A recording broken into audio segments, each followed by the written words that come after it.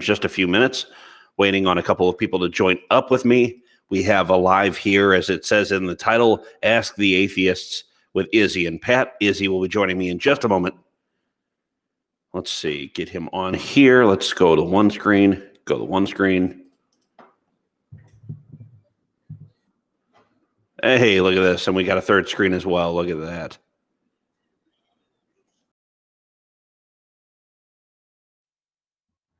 Go. What's going on, man? And shit. This My wife is here. Oh, we're gonna start early. Okay, all right. Are we live? Well, yeah, I didn't know you're off camera. Yeah. I'll be on camera. Are we live? I just didn't know it was live, bro. That's all good. I'm having a little issue. It's like it's having issues right now. Lord have mercy. No, I decided to invite people up here because I said this was Ask the Atheists. We have fun little conversations where a lot of people come in. And by the way, watch the movie. Fucking amazing. And I watched it a second time with my wife tonight. What did she think? She loved it. Yeah. Loved it. Although she called it, though, like I had to know from you guys, like about Sam Cooke's song, but like I didn't know it by name, but I knew the song, but I didn't know it by name. And change. Right, and right when he's like, "Hey, I got something I've been working on," immediately she goes, "Change gonna come." Yeah. Shit. Pretty much. I felt dumb as hell. I was like, damn, I had to learn that from somebody else. Go learn what the name of the song was called. Yup. Dave the Missionary. What's up, brother? What's up, Dave the Missionary? So this is what I'm asking. I mean, for Petty to end yesterday, that was hilarious. Was it yesterday? Yeah, it was yesterday. Mm-hmm. And yesterday she said, okay, so now I want to praise Jesus, Lord on high. Start laughing. I thought, you know what? Instead of doing what I thought I was going to do for today's broadcast, I know I was talking to Izzy about this and talking about misconceptions in atheism and talking to someone like myself who's been an atheist for about 16 years and Izzy's been an atheist for quite a while. Yeah. And the fact that you came from, deeper in than I did and you were, right about to take over a church and from that perspective versus me just going to church and then praying and supposedly being saved and thought I was talking to God and, all this other, there's a bunch of other stuff with it. But I thought that it would be interesting to see for a lot of people that don't understand where we're at now mentally, kind of get a grasp on that with other people. So that's why I invited people to ask questions. Anybody in the comments can ask questions of anybody up here. It's Petty, if you want to speak on it, if Izzy and I, if we want to speak on it as well. 12 years for Dave. Nice. How many years have you been in? 12? How many years, Dave? I know Dave been atheist for a little while. How long you been atheist, Petty? Since I was a teenager, actually. Yeah. So, a long ass time. Yeah, I've been since I was a teen, but the thing is I was always looking for some sort of out, even though I knew there wasn't one. You know what I mean? I was always looking for a way to get back in, so I can. Got to be something to reaffirm faith here, right? Right, because you don't ever really want to disappoint your father, right? You know what I mean? So. And I don't think I disappointed him. I just, wanted to make sure I wasn't wrong. Yeah, I mean that's not a bad situation to be in. Trying to make sure you're not wrong. that's just you're just checking on yourself, right? Yeah, I think that with atheism, it's always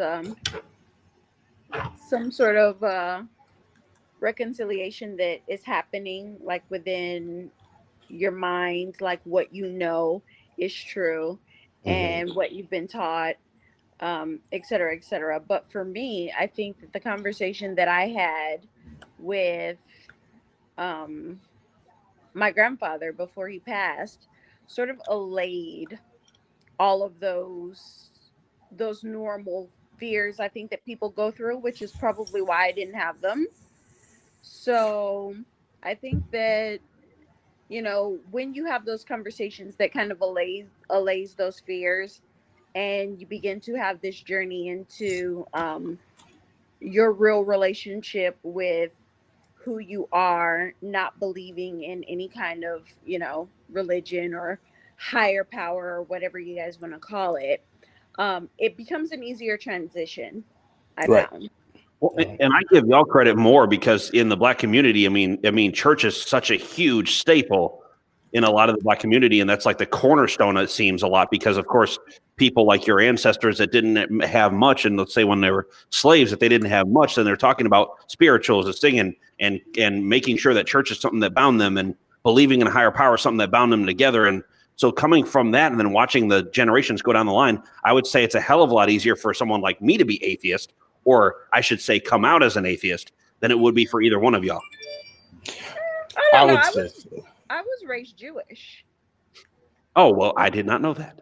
Yeah, no, right, which is why I'm telling you. I was raised Jewish. So, I think you have to understand that Judaism, the foundation of Judaism is about asking questions, and asking questions to get answers. So I think it was a different, again, and with my grandfather having that conversation, it was just a different path traveled, as opposed to like with Christianity. You know, you're really not supposed to ask questions. Um, and it's just like, this is what you're told, this is what you're supposed to believe, and that's that. And that's not really the basis or the premises even of Judaism. So just a Right. different path for me. Dave asked the question. He said, anyone in this group anti-theist, and does that shift the burden of proof? I mean, I don't know if anybody's anti-theist in the comment section, but I would say anti-theist if you're making a claim.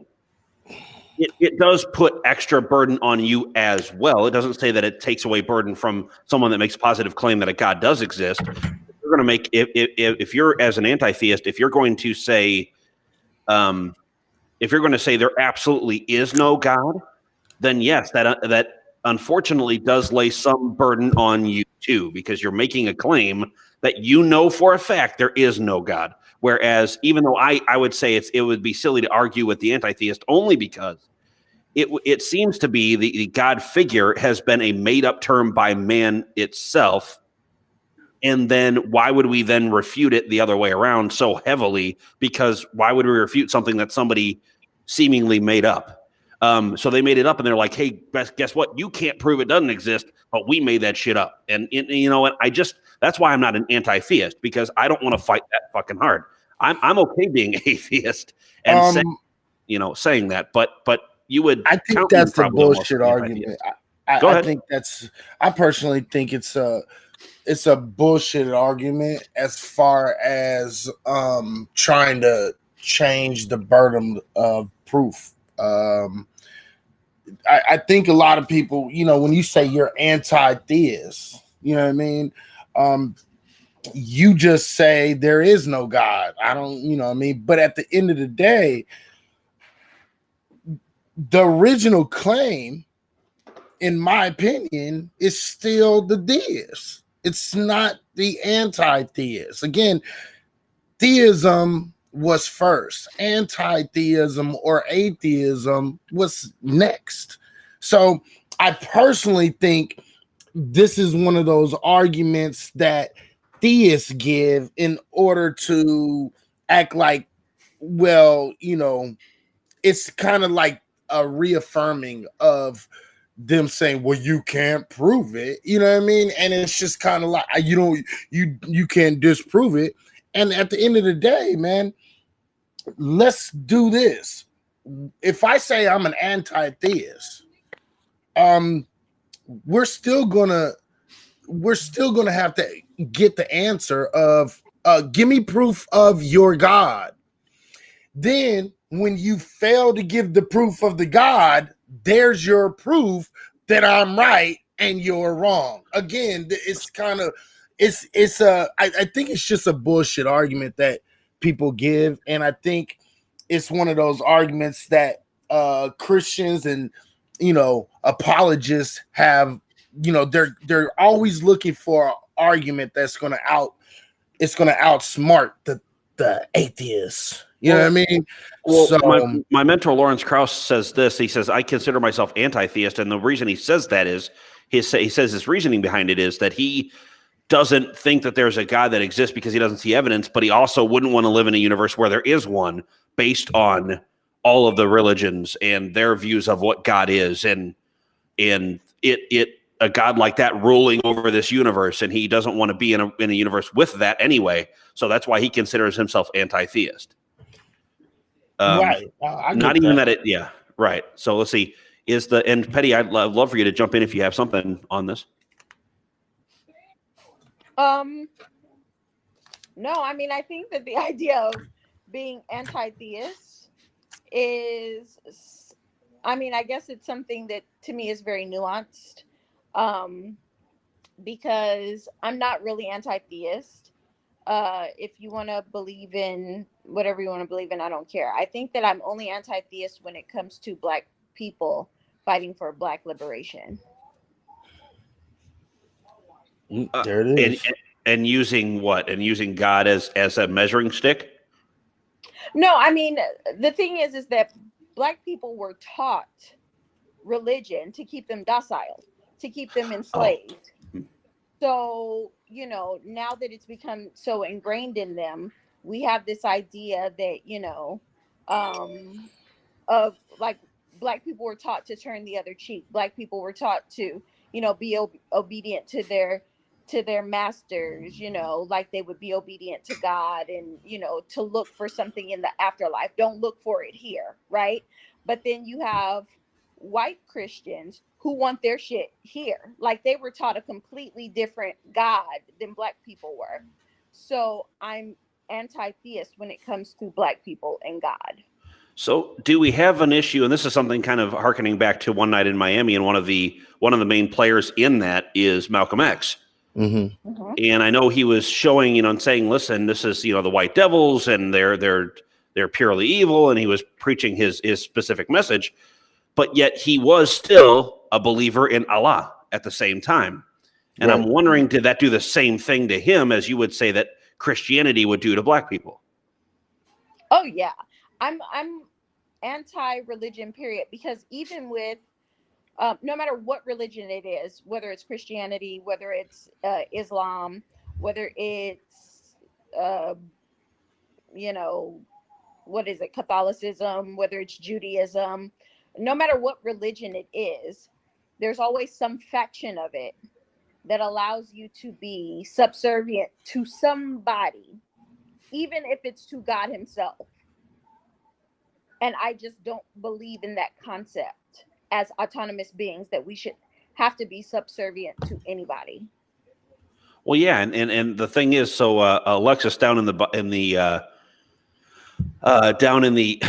comment section says, if God, are humans the pinnacle of sentience, i.e., there is nothing that experiences reality greater than us? If God is the all-knowing, all-seeing entity in the universe, and then I don't know where it kind of trails off about concept of God, a superior being out there that actually has something to do with us.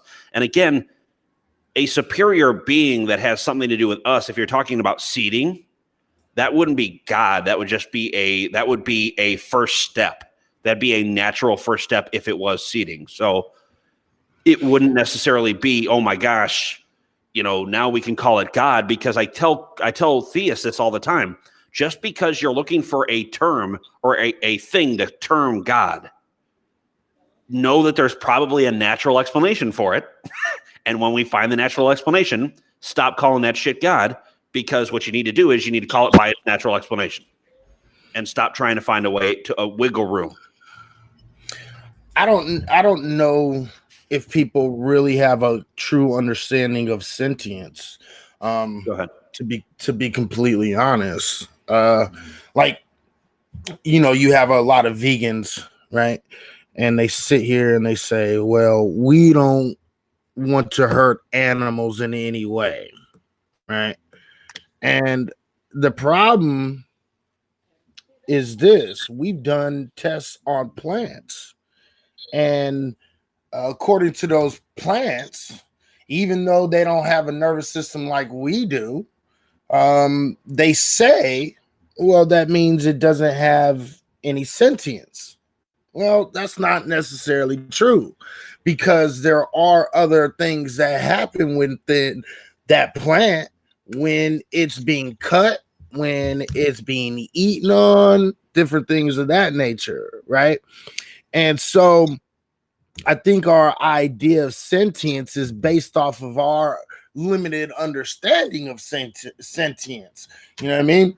And I don't know if we totally understand sentience, even in the concept that we try to justify certain things that we do. Right. And what Alexa says is so God would be the being that is higher than all beings in the universe everywhere. Again, if you mean supernatural, if you mean above time and space, if you mean something that is not a natural cause agent of some sort, then you're talking about something that is above what we actually understand about the universe, which would mean that it'd be something brand new that someone had to have just inferred. And that's why I get tired of the God argument, because to this point, all of this supernatural God talk is inferred. That's all it is. It's just assumed to this point, because it's something above what any kind of science has ever found.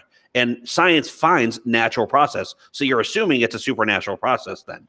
On top of that, if you believe a God exists, then it has to be beyond natural process to this point. And real quick to answer Alexis, again, I'm not saying they have a damage response. Yeah, but the question is this: just because they don't experience pain like us, how do you know that that damage response, or what we're calling a damage response, isn't actually pain? And that's the question, because plants do emit, you know, sound when you're cutting, when you're cutting them. You see what I'm saying? And if you're cutting them and they emit sound and they have a damage response, would that not be enough evidence for pain?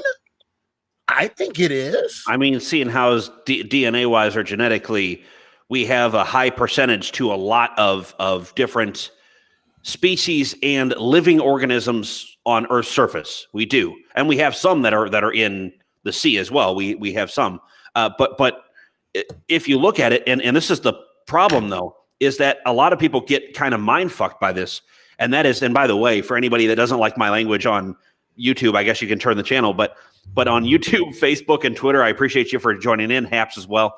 But what I was going to say was, what people get kind of mind fucked by what we're sort of genetically related to as Homo sapiens, and you know, chimpanzees as cousins, and other animals that live out. You're also talking about plants. There's a DNA, there's strands that actually share commonality with Homo sapiens. There's bananas, like original bananas, not man-made, but original bananas that actually have a genetic component to it, a makeup component that is alike with Homo sapiens. So it shows that a lot of things are interconnected in that way. Again, Halcino, if you're going to bring that shit in here, it's my broadcast now, brother. So you can either leave or stop that nonsense. All right. Thank you. So what I'm saying is that when it does come down to the genetic components that connect us, I think that's actually more so. I'm enamored with that more so, and seeing how we are connected in that way. And seeing when somebody says, oh, you're stardust, and then you realize what the fuck they're talking about. then you realize what they're talking about. And you mean that when a star explodes in a supernova, the elements that are produced by that are what make us up. Like one to one out in the universe. So that, I mean, other than helium, 1 to 1 out in the universe. So it's all inspiring in that way for me to know that we are the same in that way. And we do have the connection in that way. And I look at everything around me and go, wow, this is why I consider myself special, because I'm like these other things, because I share some common bond with these other things. Of everything in the universe, I share a mostly common bond. And that to me makes me feel semi-special. I feel happy about that. And I love learning about the universe and how it works every single day. That was nothing. Let me see. I want to read this. I asked a friend. He said, I asked a friend who is a biologist if plants feel pain, and that was his response. If it is pain, it is nothing like what we experience. Now, if it can be compared to the discomfort we feel when we are being damaged or lives are in danger, that's the question. I think that's just, again, I think that what that does is it gives us a feeling like it's okay for us to do whatever we want to these plants and things of that nature. Because at one time, let's just put this all in perspective, right? At one time, they believed that animals and black folks didn't feel pain. That's why they did a whole lot of experiments, medical experiments, and a whole bunch of shit on black folks and animals. Then they realized animals had pain, but it wasn't the same as ours. So it's not really the same thing. We can still justify it. And they did the same thing with black folks. And a lot of medical shit was done to black women, black folks. And then we realized, oh, wait, people do feel pain and animals feel pain, right? And this is why we started having PETA, right? We started trying to not, run tests on, pretty little rabbits and monkeys and things of that nature, right? Because we couldn't justify it. And again, I think we're just slow as humans, like as people, we're slow to accept that when you say something like, well, they might feel pain, but it's more of like a discomfort that you would feel or I would feel. How do you know that? Are you a plant? Have you ever been a plant? And if you are, like, think about this shit. Would it be not comfortable to have your finger cut off? Right? Think about that shit. What if some being came down and said, oh, well, they don't feel pain like we feel pain because they have a nervous system, but they don't have this super advanced nervous system like we do. So their pain is just discomfort, right? So we can, plop out their eye or cut off their fingers or their legs and their arms and shit like that because their nervous system isn't like our nervous system. Okay. Right. So it's like, I think it's just kind of take that, and, at the end of the day, if it shows a response when you are cutting it up, there's clearly pain. It doesn't matter if the pain is similar to ours or not. Pain is pain, and you don't get to decide what is good pain and what is bad pain. So again, all of you vegans are a bunch of hypocrites.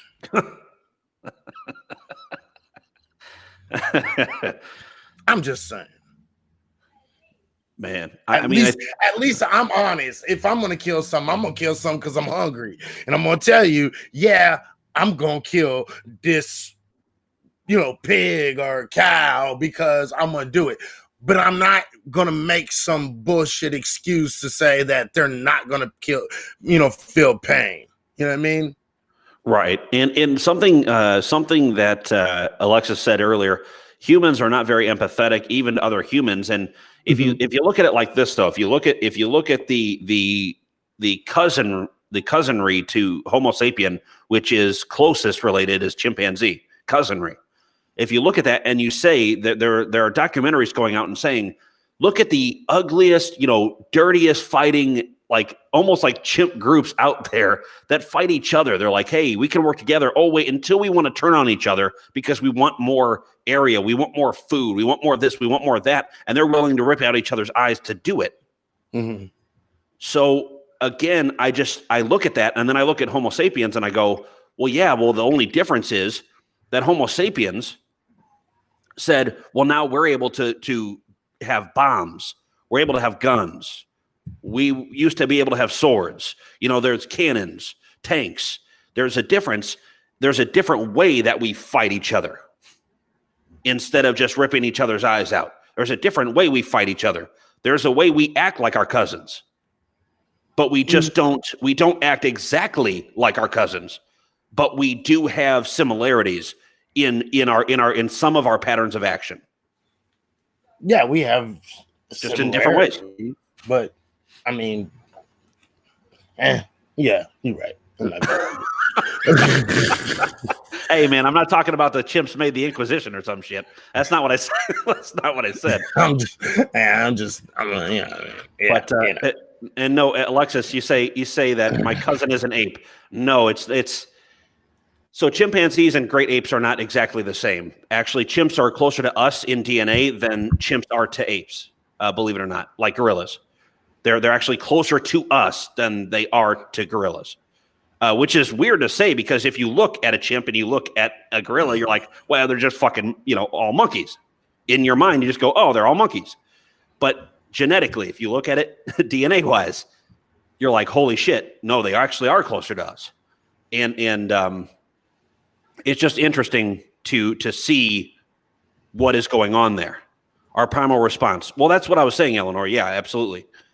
We all eat and poop. It sucks. What are you talking about there, Alexis? Like, come on, that's completely off what I was talking about. Believers explain things such as Neanderthal man, which basically throws out the window the entire Adam and Eve concept. Well, the Adam and Eve concept in itself is problematic because if you really had to deal with the Adam and Eve concept, how the fuck have we evolved to where the fuck we are now? Because guess what? How many times can you inbreed before you're no longer able to produce viable? You know what I mean? So right. This concept of an Adam and Eve bullshit is utter nonsense. Which actually makes evolution by natural selection make more sense. Right. Over many different species until you get to what we now arrive as Homo sapien. Right. So it's not necessarily because Izzy is right. The inbreeding from an Adam and Eve type story eventually would cause it to be there would be non-viable. It would stop to be viable offspring, and that would have ended the chain. And the chain would have ended way before it got to 2020, or excuse me, 2021. Yeah, that's right. That long ass year's over. 2021. Yeah, please don't take us back to 2020. I mean, just please.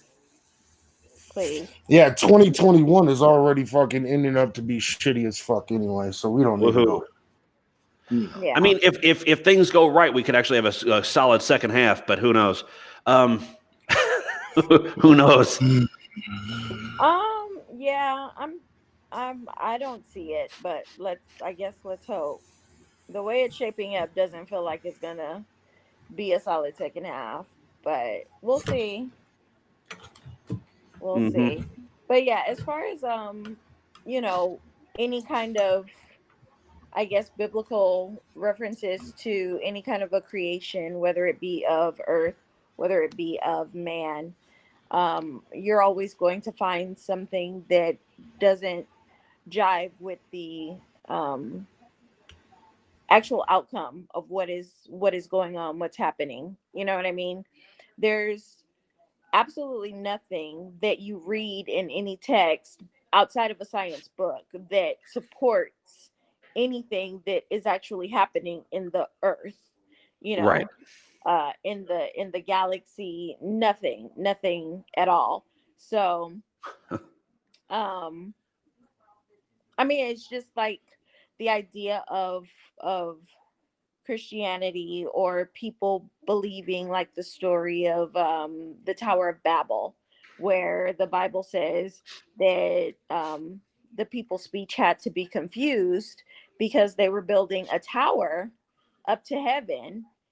And the speech had to be confused because they would have actually reached heaven if they were just too ambitious. And so he had to confuse the speech to keep them from building a tower. Well, we've all now been into space, right? Or at least have Correct. watched, not personally been into space, but we've watched people go into space. Mm-hmm. And there's no way that they would have, first of all, they would have died before they even got to wherever this God place is that exists, if it exists at all. So, I mean, just, I don't understand how people still buy into any kind of biblical or written explanation of a creation or an earth that isn't explicitly scientific. Well, because I mean, you still have people that are saying, listen, I learned this as a kid and now I want to keep on to it. And I've had people tell me literally that the story of Noah's Ark is real. And I went, no, it's honestly not. I said that there's a story around that time of what happened in one part of the land, like flood wise, one little piece of land flood wise, but the whole world, no. Yeah. The whole world, I no. mean, and that's my question. When people say, oh, there was a flood that flooded the entire earth. And I'm thinking to myself, did CNN report that? Like, did they have like international correspondence that said it too here is flooded? You know what I mean? Like, who confirmed that there was this flood that took over the whole earth? Like, there's literally no way for anyone to confirm that. Well, there's a way to confirm, like early on in the early Earth, and we're talking before Homo sapiens existed.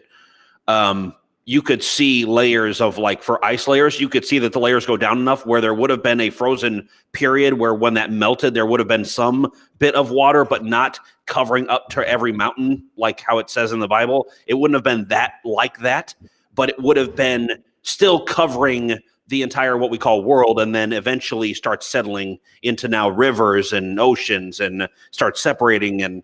But that's earlier. I mean, that's a couple billion years ago. That's not right. But this is before we're talking about tectonic plates are moving, volcanic eruptions happening, creating more land, things of that nature. You know what I mean? Right. And I think my point was more when it was written in the Bible, who confirmed that these floods happened, that this flood happened and it covered the entire earth when the Bible was written. Who confirmed that is what I'm saying. They weren't doing the science that they're doing now to see that, is my point. And science didn't come around. I mean, honestly, modern science didn't hit heavy until about 550 years ago. Right. Like modern science. Yeah. So even there's priests there's biblical, hold on, there's biblical astronomers who are saying that there's no way that the Bible can hold any bit of science, because science of the time was not what we look at today, anywhere near it, to where we could say, oh, well, here we go. And that's why I don't take any of it seriously, because it's not, well, I mean, that's one of the reasons why. But it just hello from Dublin. Hello. But that's why no one really takes it seriously that has any common sense. You know, I just think it's interesting that there are events, but not to the extent in which we're speaking on. When it speaks on biblical worldwide flood, no. Sorry. Well, to be able to construct that, you really have to be there. And no Homo sapien was alive 2 billion years ago. there was science though, and it just is a matter of your point in history, because the fact of the matter is you had to have some sort of science Wait a and minute, mathematics. before you say that, what I'm confused by this conversation. Are you saying that there was science when people were writing the Bible to prove that there was a flood? Not the same kind that we would exist that No. exist in modern science today, but No, I'm asking Izzy because he said there sorry. was science, and I'm asking. Yeah, but I'm what not. you I'm said. not talking about. Okay, so how are we going to look at it with the science? Because the fact of the matter is there was mathematics and there were science and there were things that were going on, maybe not to the level and to the detail that we're talking about right now, but there had to have been some sort of science. There had to have been some sort of mathematics that was known, and it had to be semi-advanced for the fact of you have the pyramids, you got a whole bunch of other shit, so there had to be something there. Now, on the levels in which we know of today, no, of course not. I mean, as far as the evidence that we have right now, right? But there had to have been something. Now, well, the pyramids is only a proof of mathematics and architecture, but well, again, Okay, well, that's a kind of a. I mean, let's just be real. What would you consider science? well, I understand what modern science is, but Okay, so give me a few examples. well, modern science, by the method in which we test things, are something that we can test, that we can reproduce, that we can peer review, and it's the reproducibility is the hardest part, which is why I say modern science has only been around for about 550 years. The reproducibility of the pyramids is we haven't been able to reproduce modern them. Science in the sense of the using the scientific method, correct? That's correct. Okay, and then based off of that, you're also saying you are acknowledging the fact that there are multiple different forms of science, correct? Over the years, yes. And so there's like biology, science, and things of that nature, correct? Correct. Okay, so these would fall under the idea of science. We agree, biology and things of that nature. Biology, chemistry, and all of that actually still falls on the umbrella of the scientific method as well. Right. Now, do you think that there wasn't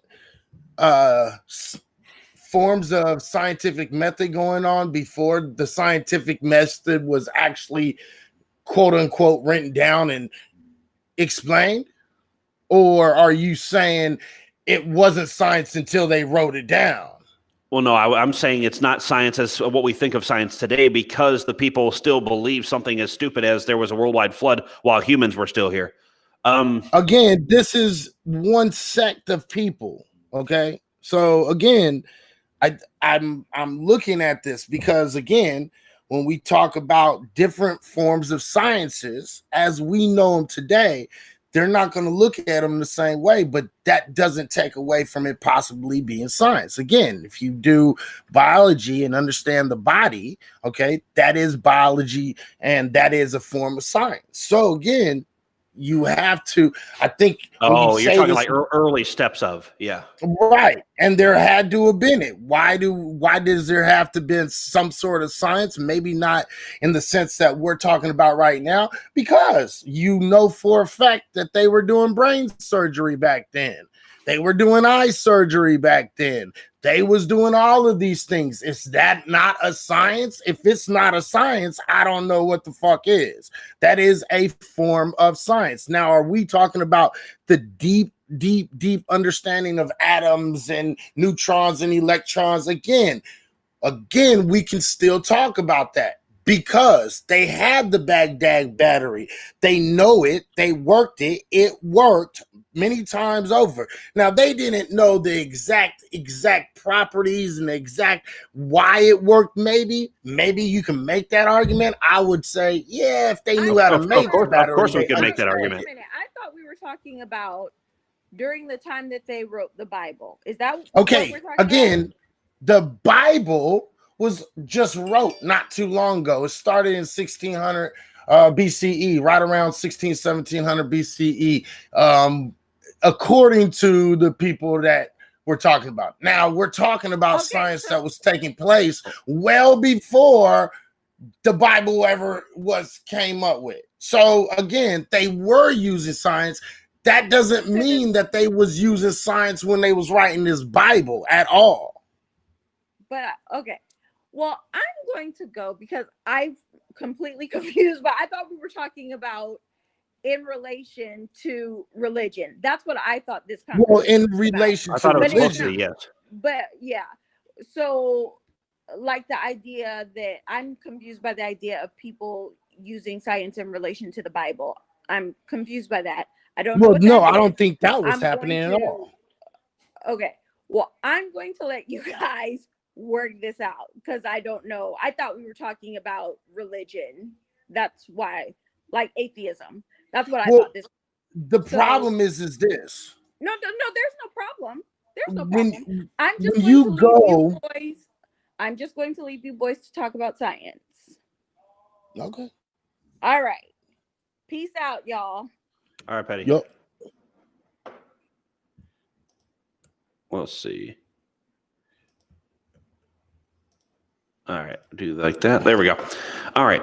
So what you were saying was, and what I agreed with, is that yes, there were other forms of things that are happening that we would say as an act of science today. We would say, yeah, shit, they were doing the early forms of that back then. Absolutely.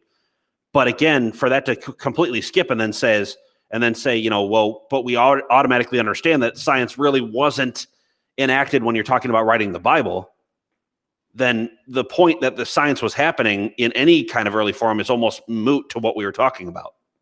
Well, I mean, again, if we're going to talk about it in relation to a religion, the fact of the matter is they weren't using science to any religion, like across the board. That's correct. The thing is I'm not arguing that. What I was arguing was you made a flat across the board statement, which was there was no science before 500 years ago, which is false.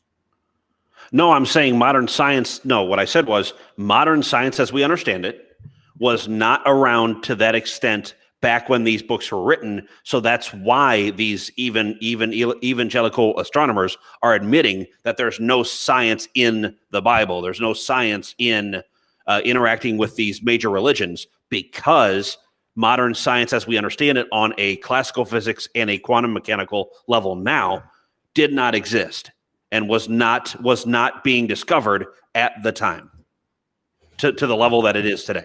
So again, that's all I meant by that, is that it was not being discovered at the same level. Therefore, how can you expect a religious text to somehow, because a lot of people that are Muslims say that, oh, well, the Quran is scientific in some of its texts. And it's like, well, but we know sort of. Not. But no, there's only one thing that ever points to anything science related, and they keep going about that, about the embryo. They link onto the one thing they can, and then they ignore the rest of the book. So that's an issue I have. Well, I mean, it all depends. Like, if we're going to go with Islam makes the claim that it can be corroborated by science. Well, the only way anything in Islam could be corroborated by science is if they alter the words and then equate these words to how they understand things. Outside of that, there is no science being worked together in conjunction with any religion. Right. So, and I think a lot of people make a mistake in that, thinking that, and this is why when Petty says, why do people think some of these stories are true? And I think that's why, as they try to relate, well, look at these people over here that said they found the ark, or look at these people that say that this worldwide flood happened, or look at these people that say this or say that about the Shroud of Turin, or, it's all about, they're trying to mix what faux scientists come up with and say that they are finding evidence of God's existence or biblical events or whatever it is. And then these all get debunked. And then people are like, well, we're still waiting, because now that they said they found something, Now we're going to sit here and wait for them to quote unquote find something else. And I don't like that, because it's a waiting game that will never end for them. If they don't get their heads out of their asses, I feel it'll be a waiting game that never ends. They'll keep waiting and waiting and waiting. Well, I mean, why do you care? Well, because I have to deal with some of them, unfortunately, in everyday life, and I hear it enough. I get that, but again, why do you care? Because I have to deal with them. I mean, here's the question: do you think you'll ever be in a world where there isn't religion? No. Okay. Well, then you're just going to have to keep on dealing with it. Well, obviously, but but there's a reason why you and I do these shows, isn't there? Right. Yeah. Okay. So, but that's what I have to shoot back to you. Then why do we do these shows? If you're saying, hey, we got to deal with it anyway. Okay. Then why do we do these shows? Because at the end of the day, you would try to make people use a better frame of reasoning on a day-to-day basis. Again, I don't know about you. I don't try to turn anybody into an atheist. What I want people to do is think harder. And that has nothing to do with whether you believe in a God or not. That has to do with thinking harder and altering the way that you do think. Right. And I wonder, with Halcino saying faux scientists, this is the one thing I'll answer from Halcino. He said faux scientists like Darwin. And this is the thing. With Darwin, even though he had a basic idea, does not mean, because and Darwin admits this. I mean, Darwin had no idea about DNA. Darwin had no idea about the fossils that were transitional. I mean, those weren't of the time yet necessarily for him to say, yes, we have this for fact, for certain. But he had an idea. He had a blatant hypothesis about things, and it took other scientists down the road to kind of tease that out and be able to understand when genetics, DNA, and transitional fossils, things like that came up. Then it was, well, shit, he was right in certain ways in his hypothesis. But, it just, I get why people don't like Darwin. I get it. I get why people don't like Darwin. But again, just because you don't have to like somebody for him to actually have been right in some of his hypotheses, which it sucks. Yes. Because if you're like, oh man, he was a racist. And like Halcino said, Darwin was funded by racists. Okay, great. So that's a reason to hate him, but it's not a reason to say, oh, by the way, he was incorrect about genetics before genetics were discovered. You know what I'm saying? It's not a reason to hate him extra. That's fine. See, the thing is me and Halcino don't agree on certain things, and this is the one of the things I don't agree with them on. Like, I believe in evolution. Evolution is real. I think there's enough evidence for evolution. The way that the what's the best way I can word it? I don't necessarily think that evolution, the way that they've put together, is absolute and correct. Mm-hmm. But I do believe in evolution itself, because evolution itself is proven to be true. So it's all a matter of how we're talking about evolution. But I do believe evolution is true. Right. Well, I mean, again, and this is where we get into some fun territory, right? And so he says the theory of evolution by natural selection isn't real and has been debunked. Okay, show me where that's been factually debunked, and I'll show you somebody who's full of shit, Halcino. So yeah, I don't believe. I haven't. I've never heard anybody be able to debunk evolution by natural selection. I would like to see that shit too. Yeah. It's not, there's not two different theories there, dude. It's theory of evolution by natural selection, not and natural selection. Someone who has studied it would know that. So again, when we're talking about And also, how I see your earlier comment saying genetics didn't get discovered by Darwin. Shake my head. I said they fucking didn't, but you apparently didn't want to listen because it's Pat Voss saying something. So you turn your brain off for 5 seconds, and then when I'm done talking, then you just type whatever you want to type. So I get it. So again, yeah, no. I'm just tired of people taking bullshit ass stances on things that they don't understand. So when we say things like, again, there were moths. Oh, by the way, you want to talk about natural selection? How about there was moths, the moths that were. Sorry, go ahead. You show me where it's been proven ever, genetics. Yeah, he's still on hoping I'm talking about the theory of evolution and natural selection. You show me where it's been proven ever. I don't think you're not answering the right question, Halcino. That's what I'm saying. You're not asking the right question. Right. And I'm kind of wondering why. Go ahead. I'm kind of wondering why. It'd be easier if you just came up, dude. Because first you'd have to get on Haps and be on this platform. Yeah.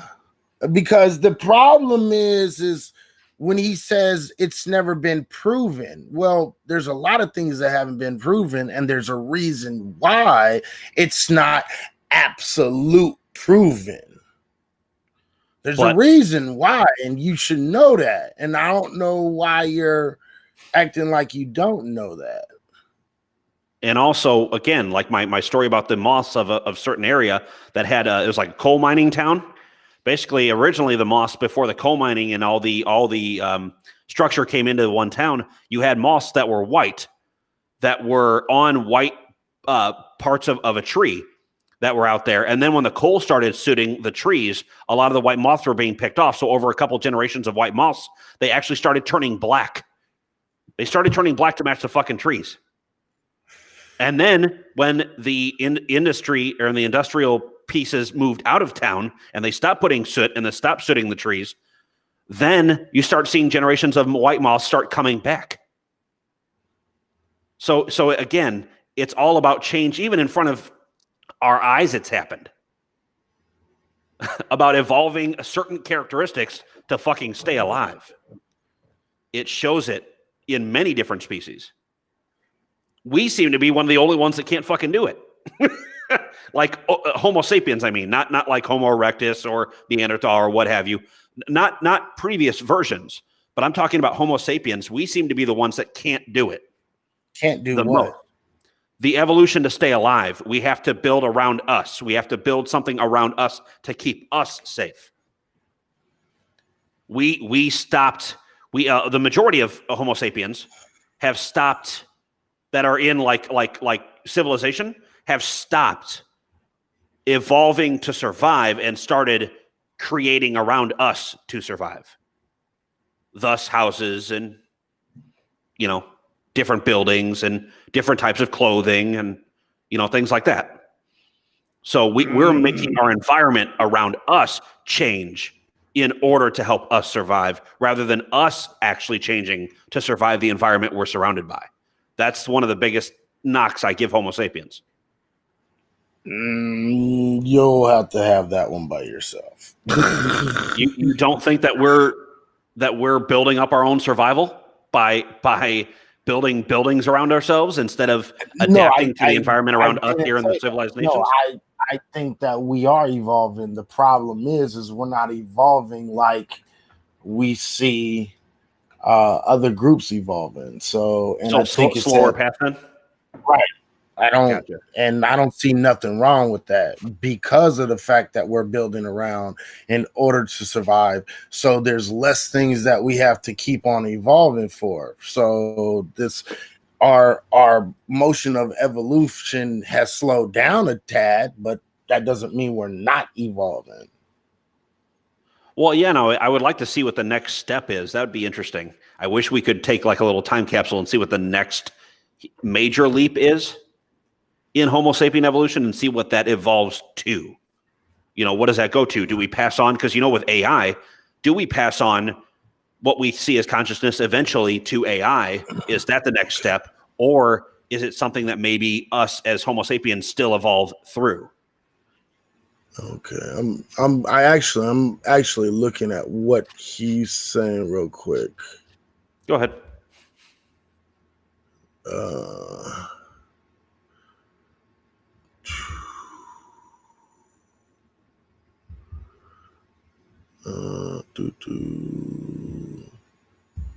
Oh no, I mean you can answer anybody else, bro. If they're Oh no, sorry, I'm reading through. I'm reading through quite a few. Yeah. Let's see. Digital, we are made to thrive. Now address your second chromosome 2A and 2B. You mean the one that we thought was lost and then figured out that it was actually just reformed? The long chromosome 2, is that what you're talking about? In Homo sapiens? By the way, not just in white people. Just so you understand.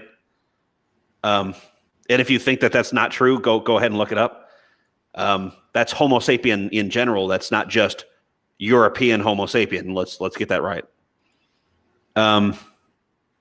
According to you, is us dying off and you staying here? No, that would actually be, again, Homo sapien and Homo sapien. If Homo sapiens die off, then all of us would, dummy. Like that wouldn't just be. I think you have it in your head that I'm a white guy that thinks master race and all this other bullshit that you've been taught as a child. But I am absolutely not. So again, not that I need to defend that to somebody like you, Halcino, but again, if Homo sapiens die off, then they die off. That's everybody. Everybody on this planet, everybody you've ever given a fuck about, dead, gone. Everybody, their offspring too, all gone. And then what arises from that? What is the next mutation? What is the next, thing to set it off here on Earth?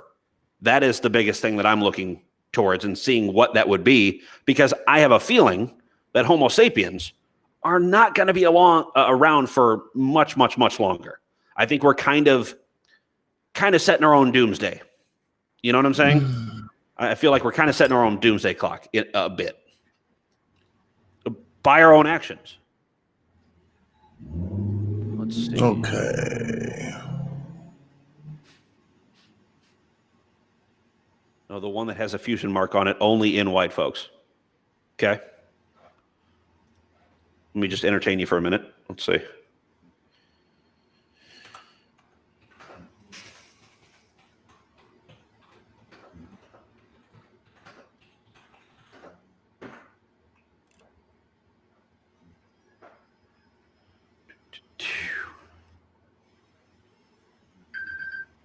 Oop.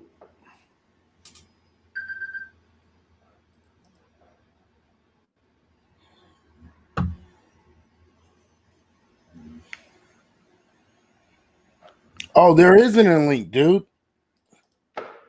You have to download. You have to go on. What's it called, bro? What are you you have to about? go on Haps, make an come account, up here, yeah. And then all you have to say is, "Oh, I'm here," and then bang. That's what that is. There is no link unless you want a link to that app. If you want a link to the app, I'll send a link to the app. Let's see.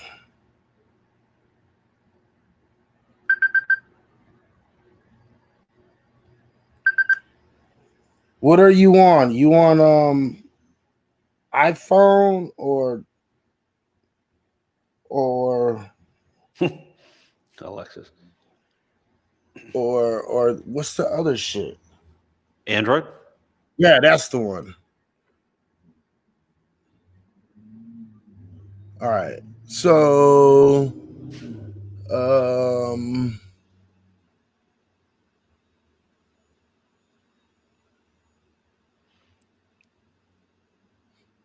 right. So I just pulled up.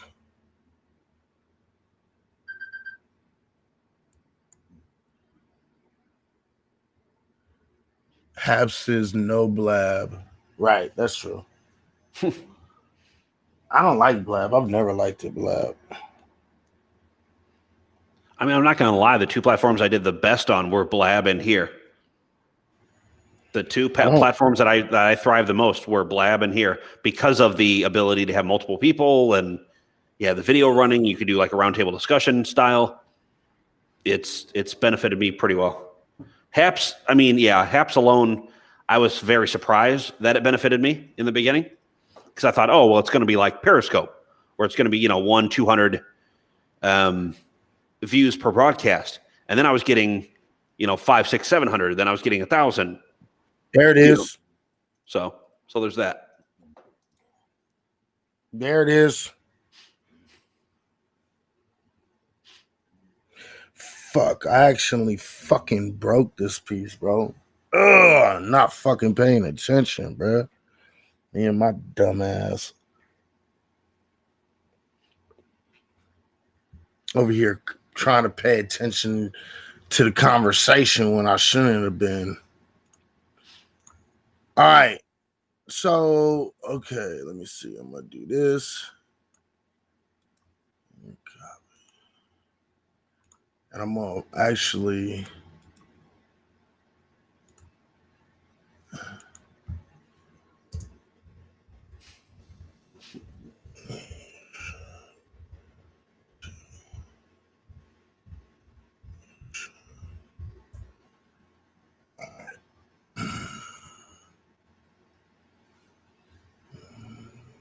So, what do you have to say about this single nucleotide polymorphisms? Say again? I said, what do you say to his single nucleotide polymorphisms in reference to evolution? Was he talking about side like how supposedly the second chromosome is not in black people? No, I'm talking about, he said you have to explain single nucleotide polymorphisms. Well, I don't have to explain fucking shit. I mean, honestly, if you want to talk about it, talk about it. No, I was just asking you if you're going to reply to it. The answer is no. Oh, well, that's on you. There it is.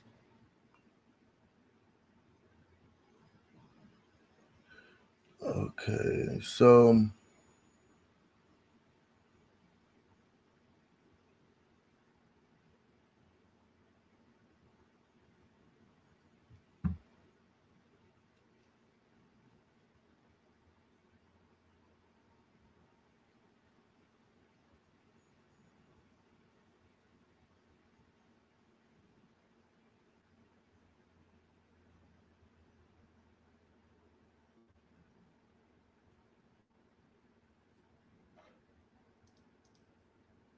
All right. That's what it is. All right. We'll get into it as on one of my scopes, but I found the paper that I was talking about. So like next time I do one, we'll get into it a little bit. But right now,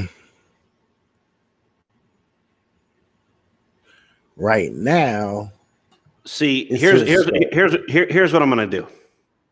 I'm going to go ahead and end this stream, and I'm going to make sure that Halcino have enough fucking balls to come up here and get blocked like a fucking man on Haps, because this isn't your fucking broadcast, okay? Just understand that. Hold on. If it's not your fucking broadcast, stay the fuck out of it. Stop trying to make it about your goddamn self. Nobody cares about your crybaby ass on the side talking about, oh, you said fuck with apes. Nobody gives a fuck about you, bro. Okay? Other than Izzy. Izzy actually cares about your ass. I don't give a fuck about you. So you're right. When you said in the other day when I was in Izzy's scope or Izzy's broadcast, we don't give a fuck about each other and we're not cool. Okay? So shut the fuck up and take your own fucking broadcast, okay? You little bitch. What's wrong?